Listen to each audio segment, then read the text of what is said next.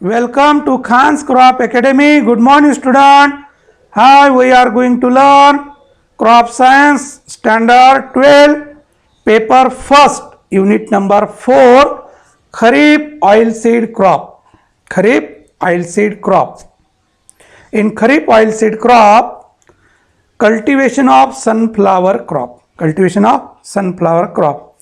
In previous lecture, explain the sowing time, sowing method, seed rate, spacing, seed treatment, interculture operation. विद्यार्थी मित्रांनो, या अगोदर आपण lecture number 2 मध्ये sowing time, sowing method, seed rate, spacing, seed treatment, interculture operation हे point आपण अभ्यासलेले आहोत. तर लेक्चर नंबर 3 मध्ये आज आपण बघत आहोत manuring or manures and fertiliser.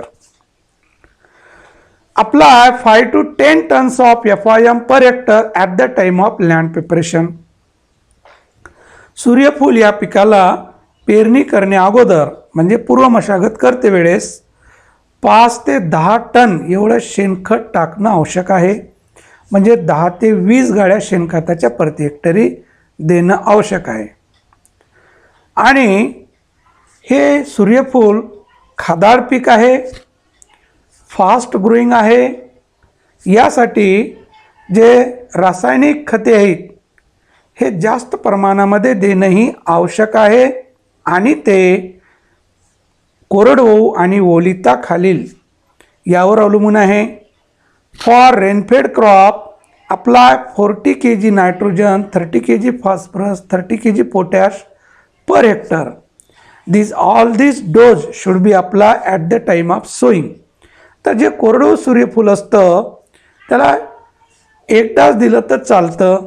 40 kilo नत्र आहे, 30 किलो स्प्रूद म्हणजे फॉस्फरस आणि 30 किलो पालाश म्हणजे पोटॅश हे डोज आपण पेरते वेळेसच द्यायला पाहिजे. For irrigated crop, apply 80 kg nitrogen plus 60 kg phosphorus plus 30 kg potash per hectare. तर ओलिताच्या सूर्यफुलाला 80 किलो नत्र, 60 किलो फॉस्फरस, 30 किलो पोटॅश हे प्रति हेक्टरी देणं आवश्यक आहे. For irrigated crop, half dose of nitrogen and full dose of phosphorus and potash is given at the time of sowing. तर ओलिताच्या सूर्यफुलाला कोरडवाहू पिकापेक्षा जास्त खत देणं आवश्यक आहे. कारण की वेळेवर आपण पाणी देतो आणि तो खत रिस्पॉन्स देतं पिकाला. त्यासाठी आपण जास्त खताची मात्रा देतो. 80 किलो नत्र, 60 किलो फॉस्फरस आणि 30 किलो पोटॅश. परंतु पेरते वेळेस अर्ध नत्राचा डोस आणि पूर्ण फॉस्फरस पोटॅश द्यायला पाहिजे पेरते वेळेस. Then remaining half dose of nitrogen is given 1 month after sowing. मग राहिलेला अर्ध नत्राचा जे डोज आहे म्हणजे 80 पैकी 40 किलो हे पेरणी झाल्यानंतर 1 महिन्यानी द्यायला पाहिजे. पेरणी झाल्यानंतर 1 महिन्यानी हे देणं आवश्यक आहे. तर या सूर्यफूल पिकाला सेंद्रिय खत आणि रासायनिक खताची मात्रा या पद्धतीनं देणं आवश्यक आहे. आणि ते कोरडवाहू आणि ओलिताचं यावर अवलंबून आहे. नेक्स्ट पॉईंट बघूया आपण irrigation. Generally sunflower crop can be grown on rainfed condition in kharif season but long gap between 2 rainfall to give protective irrigation at a flowering and seed formation stage. तर खरीपचं जे सूर्यफूल आहे हे ओलितावर नसतं तर हे पावसाच्या भरोश्यावर असतं. परंतु काही वेळेला पाऊस जास्त गॅप देतं, महिना येत नाही. अशा वेळेस आपण 1 किंवा 2 पाण्याच्या पाळ्या योग्य वेळी द्यायला पाहिजे. ते फ्लावरिंग स्टेजवर मध्ये आणि धान्य भरत असताना जर आपण पाणी दिलं भरघोस सूर्यफुलाचं उत्पादन मिळणार. For Rabi crops, irrigation are given at 20 days interval. Then 3 to 4 irrigations require. 3 to 4 irrigations require. तर हिवाळी जे आहे पीक, ज्याला आपण रबी क्रॉप म्हणतो, रबीमध्ये जर आपण सूर्यफूल घेतलेलं असेल त्याला रेग्युलर इरिगेशन देणे आवश्यक आहे. तर 20 दिवसाच्या अंतराने एकूण 3 ते 4 पाण्याच्या पाळ्या दिल्या तरी चालेल, तर पूर्ण पीक निघून येतं. 20-20 दिवसाच्या अंतराने असं आपण 3, जर ओलावा जर पावसाळा जर जास्त झाला असेल तर कमी पाळ्या लागणार पाण्याच्या, तर 3 पाण्यामध्ये सुद्धा येऊ शकतं. जर पावसाळा व्यवस्थित झाला नसेल तर 4 पाण्याच्या पाळ्या द्यावं लागणार आहे. तर पहिली पाण्याची पाळी हे पेरणीच्या अगोदर दिलं तर फार उपयुक्त ठरतं. तणाचा प्रादुर्भावही कमी होतं, कारण पहिलं पाणी दिलं की जे काही तणाचं बी आहे ते वाफून निघतं आणि जेव्हा आपण पेरतो तेव्हा हे पूर्ण काय होतं, पूर्ण तण निघून जातं. तर एक खुरपणीचं खर्चही वाचतं आणि व्यवस्थित जर्मिनेशन होतं, बियाणं सारखं वाफून निघतं आणि पीक युनिफॉर्म स्टँडिंग होतं, कारण की व्यवस्थित ओलाव्यामध्ये सगळं बी पडतं आणि वापतंही लवकर आणि एकसारखं वापतं. Next, for summer crop irrigations are given at 8 to 12 days interval. In whole growth period 5 to 6 irrigations required. 5 to 6 irrigation is given. तर उन्हाळी जे सूर्यफूल आहे याला 8 ते 12 दिवसाच्या अंतराने पाण्याच्या पाळ्या द्यायला पाहिजे. आणि पाण्याच्या पाळ्या कशावर अवलंबून असतात, एक सीझनवर आणि टाईप ऑफ सॉईलवर असतं आणि एज ऑफ क्रॉपवर सुद्धा असतं. तर भारी जमीन असेल तर जास्त दिवस पाणी नाही दिलं तरी चालतं, म्हणजेच ड्युरेशनही वाढून दिलं तरी चालतं, म्हणजे पाण्याच्या पाळ्या 1 किंवा 2 कमी लागतात. आणि हलकी जमीन असेल लवकर पाण्याच्या पाळ्या द्यावं लागेल आणि जास्त आपल्याला नंबर ऑफ इरिगेशन देणं गरजेचं आहे. आणि मोठं पीक झालं फ्लावरिंग स्टेजमध्ये तर तेव्हा जास्त पाणी लागतं, कारण त्याची पाणी जास्त लागतं पिकाला, आणि जेव्हा लहान असतं तेव्हा कमी लागतं. तर या पद्धतीनं उन्हाळ्यामध्ये आपण 8 ते 12 दिवसाच्या अंतराने पाण्याच्या पाळ्या द्यायला पाहिजे. आणि रबी सीझनमध्ये 20 दिवसाच्या अंतराने आणि खरीपमध्ये पाणी देण्याची आवश्यकता तर नसते, परंतु ओलावा जमिनीमध्ये नसेल तर 1 किंवा 2 पाण्याच्या पाळ्या फ्लावरिंग स्टेजमध्ये आणि ग्रेन फॉर्मेशन स्टेजमध्ये द्यायला पाहिजे. नेक्स्ट पॉईंट बघूया आपण. इम्पॉर्टंट पॉईंट आहे harvesting. How harvesting of sunflower असे विचारतात. तर सॅपफ्लावरचं सेकंड पेपरमध्ये जसं हाऊ हार्वेस्टिंग ऑफ सॅपफ्लावर, तसं फर्स्ट पेपरमध्ये हाऊ हार्वेस्टिंग ऑफ सनफ्लावर असंही विचारू शकतात. It becomes ready for harvesting after 3 to 4 months of sowing. तर सहसा सूर्यफूल 3 ते 4 महिन्यामध्ये काढायला येतं आणि हे काढणीची वेळ त्या जातीवर अवलंबून आहे. काही 90 दिवसामध्ये येणारे असतात, काही 80 दिवसामध्ये येणाऱ्या जाती आहेत, तर काही उशिरा येणाऱ्या जाती आहेत. तर आपण एक 90 ते 120 दिवसामध्ये सगळ्या सूर्यफुलाच्या जाती काढायला येतात, एक ॲव्हरेज आपण सांगतो. Then maturity signs are leaves turn yellowish and start drying. तर जे पीक काढायला आलेलं असतं त्याचे पानं पिवळे होतात, खालचे पानं वाळायला सुरुवात होतात. Back of flower head become tough to fill. तर जे फ्लावर आहे त्याची जी बॅक साईड आहे ते हार्ड झालेली असते, अगोदर नरम असतं तर हार्ड झालेली असते. Grains also become tough to fill. यामध्ये धान्य भरलेलं असतं. It is done by cutting flowers head by sickle. मग याची कापणी करत असताना आपण फुलं तोडून घेतो. काही वेळेला काय करतो आपण, पूर्ण झाडच कट करून शेतामध्ये ते टाकलं जातं वाळायला. 4-5 दिवस व्यवस्थित वाढतं, नंतर मग आणखीन फुलं तोडून घ्यायचं. तर 2 पद्धतीनं आपल्याला हार्वेस्टिंग करता येते. Harvesting should be done only cut down the flower in standing crop. तर स्टँडिंग क्रॉप असतानाच फुलं तोडून घेतात. पावसाचं वगैरे जर आपल्याला वाटत असेल शक्यता पाऊस येण्याची, तर अशा वेळेस आपण फक्त फुलं तोडून गडबडीमध्ये घेतो आणि त्याची थ्रेशिंग यार्डमध्ये जमा करून त्याला उन्हामध्ये 5-6 दिवस वाळू द्यायला पाहिजे. तर पावसाचं जर शक्यता असेल तर आपल्याला लवकर जमा करता येते, झाकून ठेवता येतं.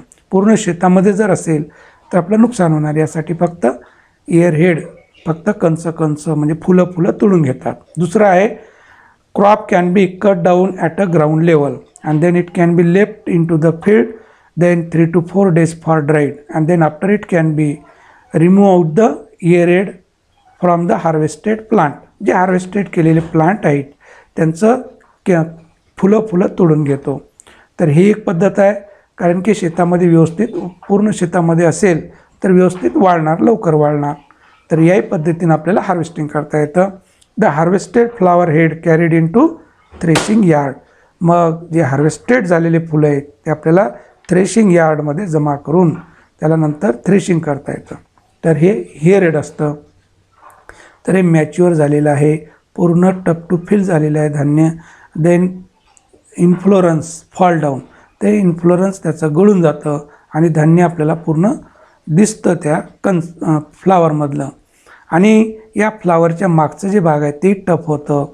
तर असं फुलं आपण कट करून घ्यायला पाहिजे. Then harvesting. तर हे हार्वेस्टर कम थ्रेशर म्हणजेच मेकॅनिकल हार्वेस्टर आहे. हे आपल्याकडे उपलब्ध नाही आहे, हे इस्रायल तंत्रज्ञान आहे, जाऊ दे त्याला. तर या पद्धतीनं मशीननं काढून इथं हे धान्य भरलं जातं असं. तर हे टेक्नॉलॉजिकल आहे. तर हे इस्रायल तंत्रज्ञान आहे, हे आपल्याकडे नाही आहे. आपण काय करतो, फुलं कट करून घेतो किंवा झाडेसुद्धा कट केले जातात. नंतर फ्लावरमध्ये काय केलं जातं, एकमेकाला फुलं घासतात, दुसरं त्याला बळवलंसुद्धा जातं मागून. नंतर थ्रेशर मशीनसुद्धा उपलब्ध आहेत. They are dried in sun for 5 to 7 days on the threshing yard. मग ते थ्रेशिंग यार्डमध्ये फुलं ड्राय करून then threshing is done by beating the heads with stick or by rubbing the heads on screen or hard surface. तर काय करतात, फुलाला काय करतात, बीटिंग करतात, त्याला मारतात मागच्या साईडने. तर पुढं धान्य निघतं, पण ते थोडं किचकट आहे. दुसरं एकमेकाला रबिंग करतात किंवा हार्ड याला घासतात किंवा त्याच्या सहाय्याने काही हार्ड याच्यानं ते धान्य काढतात, पण वेळ लागतं भरपूर. Then thresher machine is available. Then flower can be threshing by power thresher machine. तर पॉवर थ्रेशर मशीनही आपल्याला हे काढता येतं. Winnowing is done to separate the seeds from chaff. मग हे थ्रेशिंग केल्यानंतर त्यामधलं भुसा वेगळं करण्यासाठी आपण वाऱ्याच्या दिशेनं त्याला उधळणी केलं तर धान्य स्वच्छ निघणार, भुसा पुढं जाणार आणि ते धान्य आणखीन त्याला ड्राय करून त्याला आपण रॅट प्रूफ गोडाऊनला स्टोअर करू शकतो किंवा तेल वगैरे काढू शकतो. जर याच्यामध्ये ओलावा असेल तर तेलसुद्धा खराब निघतं. तर असंही होतं. तर त्यासाठी धान्य व्यवस्थित ड्राय करून घ्यायला पाहिजे, तेल काढण्यासाठी असो किंवा साठवून ठेवण्यासाठी असो. Now days it is done by using power thresher machine. तर पॉवर थ्रेशर मशीनसुद्धा उपलब्ध आहेत, त्याच्या सहाय्यानेसुद्धा आपल्याला हे करता येते. ते मशीन तुम्हाला दाखविले. Then yield of sunflower depend upon the type of varieties. Early varieties yield is about 5 quintal means 500 kg per hectare. For late varieties 1500 kg means 50 quintal per hectare. तर उत्पादन जे आहे सूर्यफुलाचं त्या जातीवर अवलंबून आहे, पण हे फारच कमी दिलेलं आहे उत्पन्न. आता नवीन संकरित जाती निघालेले आहेत, उत्पादन आपल्याला जास्त मिळत आहे. परंतु आपल्या टेक्स्टबुकमध्ये जुने आकडे टाकले म्हणून तेच आपल्याला रेफर करावं लागतं. आपल्या मनाने आपण जर जास्त दिलं, मॉडेल ॲन्सरमध्ये कमी असेल तर आपले मार्क जाणार. त्यासाठी ॲज इट इज आपण ठेवत आहोत. तर लवकर येणाऱ्या जातीपासून आपल्याला 5 क्विंटल उत्पन्न मिळतं. उशिरा येणारे जे जाती आहेत त्यापासनं 15 क्विंटल प्रति हेक्टरी उत्पादन मिळतं. तर ते टॅब्युलर इन्फॉर्मेशनमध्ये जर विचारलं आपल्याला, ते के जीमध्ये विचारतं, तर क्विंटलचं के जीमध्ये करता यायला पाहिजे. 1 क्विंटल मीन्स 100 kg असं कन्वर्ट करायला पाहिजे. तर विद्यार्थी मित्रांनो, तर आपण व्यवस्थित व्हिडिओ आपण घेत आहोत. तर तुम्हीसुद्धा व्यवस्थित वेळ द्या. दिवसातून 20-25 मिनटं जर दिलं तर सफिशियंट आहे. आणि आपण सिलेबस पूर्ण कवर करणार आहोत, त्याची काळजी करू नका. आपली बोर्ड एक्झाम एकतर एप्रिल एंडिंग मे महिन्यामध्ये होणार आहे. तर व्यवस्थित आपण पूर्ण घेऊया. नंतर आणखीन रिव्हिजन घेऊया, गेस्ट पेपरहीसुद्धा घेऊया. तर इतरांना जास्तीत जास्त शेअर करा. विद्यार्थी मित्रांनो, सबस्क्राईब करा, नोटिफिकेशन मिळत राहणार. कमेंट्स करा काही प्रॉब्लेम असेल तर. आणि कन्फ्यूज होऊ नका क्रॉप प्रोडक्शन आणि क्रॉप सायन्समध्ये. तर क्रॉप प्रोडक्शन म्हणजेच ॲग्रिकल्चर सायन्स अँड टेक्नॉलॉजी हा विषय 100 मार्काचा असतो. ऑप्शन सब्जेक्ट म्हणतात त्याला. आणि त्या क्रॉप प्रोडक्शन त्या ॲग्रिकल्चर सायन्स अँड टेक्नॉलॉजीचं सब्जेक्ट कोड 75 आहे. आणि क्रॉप सायन्सचं हे बायफोकल आहे आणि याचं B4 म्हणतात याला. तर बोर्डाचं पेपर भरत असताना हे क्रॉप सायन्स हे ओकेशनल सब्जेक्ट म्हणून असतं. जेव्हा ॲग्रिकल्चरसाठी फॉर्म भरत असताना सुद्धा ओकेशनल सब्जेक्ट म्हणून टाकायचं असतं. यालाच बायफोकल असं म्हणतात. हे 200 मार्काचं असतं. याच्यामध्ये थेरी 80 मार्काचं असतं. त्यामध्ये 2 पेपर 40-40 मार्काचे असे 80 मार्काची थेरी बोर्ड घेणार आणि प्रॅक्टिकल हे 120 मार्काचं असतं. फर्स्ट पेपरसाठी 60 गुण, सेकंड पेपरसाठी 60 गुण असं मार्किंग सिस्टीम असतं. तर हे बायफोकल आहे. हे विषय जर घेतलं तुमचं SL आणि मॅथ कटतं आणि तुम्हाला 5च विषय असतात. फिजिक्स, केमिस्ट्री, बायो, इंग्लिश आणि क्रॉप सायन्स असे 5च विषय. तर हे विषय फार सोपा आहे आणि नीटसाठी वगैरे तुम्हाला त्या विषयाला 3 विषयाला जास्तीत जास्त वेळ देण्यासाठी असे विषय सहसा हे विषय PCB ग्रुपवाले घेतात आणि याला जास्त वेळ न देता व्यवस्थित फक्त 20-25 मिनिट बोरिंग वेळ जी आहे त्यावेळेस बघा. तर तुम्हाला आणखीन आनंद म्हणजेच तुम्हाला जे बोरिंग आहे वेळ ते तुम्हाला आनंद याच्यामध्ये जाणार. तर आपण व्यवस्थित घेत आहोत तर बघत राहा. थँक्स. जय जवान जय किसान.